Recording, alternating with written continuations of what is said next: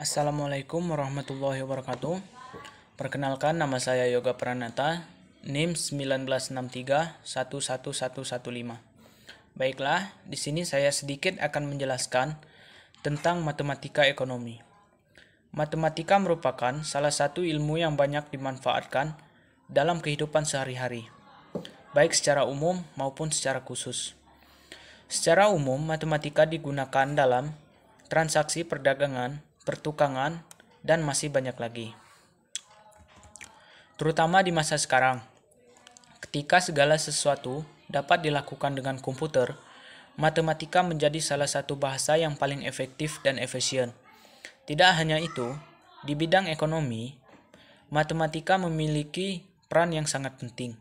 Dalam dunia ekonomi, matematika pada bidang ini biasa disebut dengan matematika ekonomi. Matematika ekonomi merupakan ilmu yang digunakan sebagai pendekatan dalam mempelajari analisis ekonomi. Ahli ekonomi menggunakan teori-teori atau simbol-simbol matematis untuk menyatakan permasalahan ekonomi serta menggunakan dalil-dalil matematis membantu pembahasan masalah tersebut.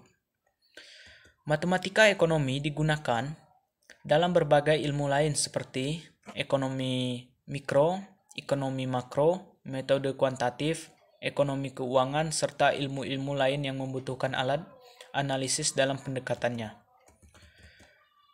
Fungsi matematika ekonomi, fungsi yang pertama itu memberikan pemahaman tentang matematika sebagai alat bantu menganalisis model-model ekonomi. Fungsi yang kedua sebagai rencana bisnis dan pembangunan untuk skala menengah dan skala kecil. Fungsi yang ketiga, matematika ekonomi mengelola menilai rencana bisnis dengan tepat. Fungsi yang keempat menyusun alternatif sehingga memudahkan dalam perhitungannya. Kemudian kegunaan fungsi matematika ekonomi. Kegunaan yang pertama, memberikan pengetahuan, wawasan, dan kemampuan dalam memanfaatkan teori atau konsep matematika dalam analisis ekonomi, terutama masalah maksimisasi, minimisasi, dan optimisasi. Kegunaan fungsi matematika ekonomi sebagai penerapan dalam analisis ekonomi. Yang kedua, matematika ekonomi dapat menggunakan pemahaman fungsi untuk menyelesaikan persoalan dalam bisnis dan ekonomi. Yang ketiga, memudahkan dalam menghitung indikator dan prediksi ekonomi. Lalu tujuan dari matematika ekonomi itu sendiri. Tujuan yang pertama, mencirikan dan menggambarkan bentuk fungsi, permintaan dan penawaran dari suatu barang atau jasa, dan menentukan titik keseimbangan pasar yang terjadi. Yang kedua, menghitung besarnya pajak yang ditetapkan terhadap suatu barang atau jasa. Yang ketiga, menuliskan dan menggambarkan grafik dari fungsi, permintaan atau penawaran, serta titik keseimbangan pasar yang baru akibat kena pajak. Yang keempat, menghitung besarnya subsidi yang diterapkan terhadap suatu barang atau jasa. Yang kelima, menuliskan dan menggambarkan grafik dari fungsi permintaan atau penawaran, serta titik keseimbangan pasar yang baru akibat adanya subsidi.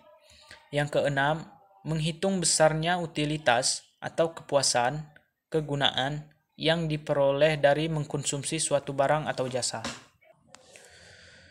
Barisan dan deret aritmatika. Dalam bidang ekonomi, matematika merupakan jenis barisan serta deret bilangan yang dimana bilangan berikutnya adalah penambahan bilangan dari sebelumnya dengan suatu bilangan beda tertentu. Sebagai contoh, 3, 5, 7, 9, 11, 13.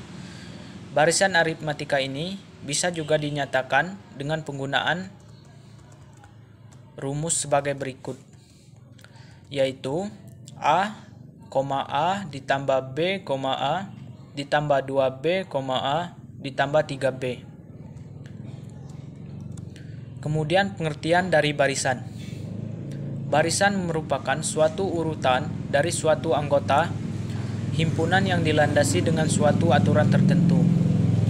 Dalam masing-masing anggota himpunannya akan diurutkan pada urutan atau suku pertama. kedua, dan seterusnya.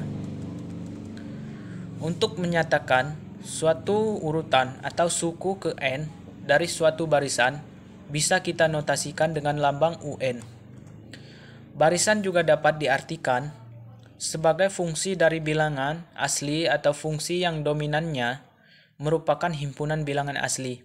Sehingga UN sama dengan F buka kurung N.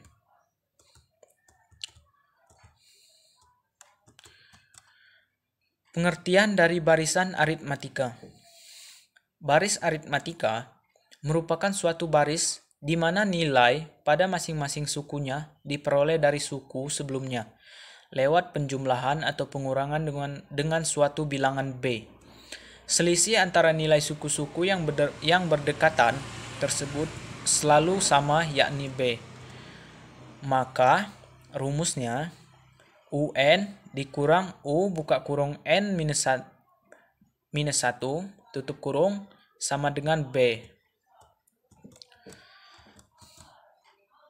Sebagai contoh baris, yaitu angka 1, 3, 5, 7, 9, merupakan baris aritmatika dengan nilai B, 9 dikurang 7, sama dengan 7 dikurang 5, sama dengan 5 dikurang 3, sama dengan 3 dikurang 1, sama dengan 2. Untuk mengetahui nilai suku ke N dari sebuah barisan aritmatika, bisa kita ketahui dengan cara mengetahui nilai suku ke K dan selisih antar suku yang berdekatan dengan B. Adapun rumusnya yaitu UN sama dengan UK ditambah buka kurung N dikurang K tutup kurung B.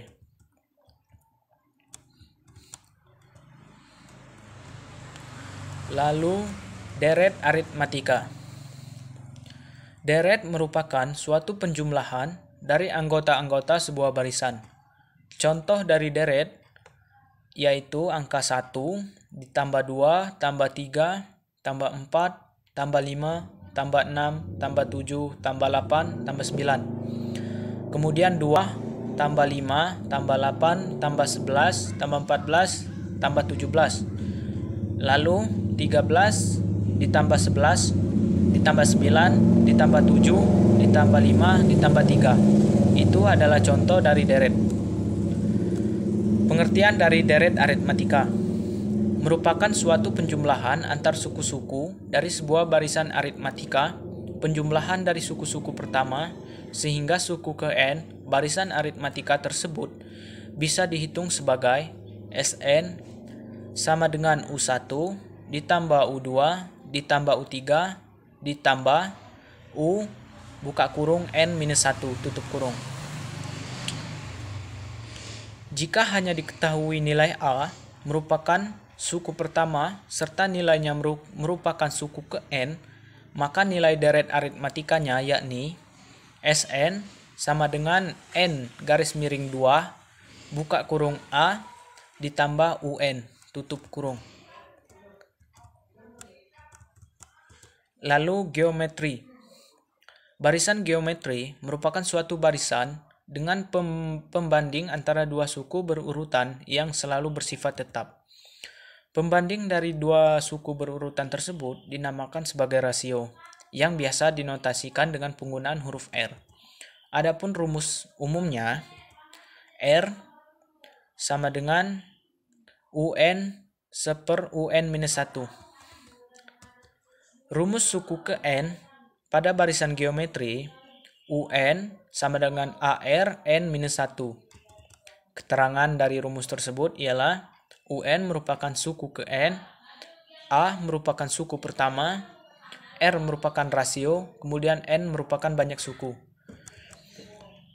Suku tengah barisan geometri, apabila suatu barisan geometri memiliki banyak suku atau N, ganjil, suku pertama A, serta suku terakhir UN, maka suku tengah OT dari barisan tersebut ialah rumus suku tengahnya, yaitu UT buka kurung akar A dikali UN dengan T sama dengan 1/2 buka kurung N plus 1 ditambah 1 maksudnya tutup kurung. Itu untuk rumusnya. Kemudian sisipan pada barisan geometri. Apabila di antara dua suku, barisan geometri disisipkan K, buah suku sehingga akan terbentuk barisan geometri baru sehingga rasio barisan geometri sesudah disisipkan K, buah suku akan mengalami perubahan ya. Rasio dari barisan geometri sesudah disisipkan K, suku ialah R pangkat 1 dikurang K akar R pangkat K tambah 1. Keterangannya, R merupakan rasio barisan geometri setelah disisipkan K buah suku. K merupakan banyak suku yang disisipkan. Baiklah, hanya itu yang dapat saya sampaikan. Lebih dan kurang saya mohon maaf. Wabillahi taufiq wal hidayah. Wassalamualaikum warahmatullahi wabarakatuh.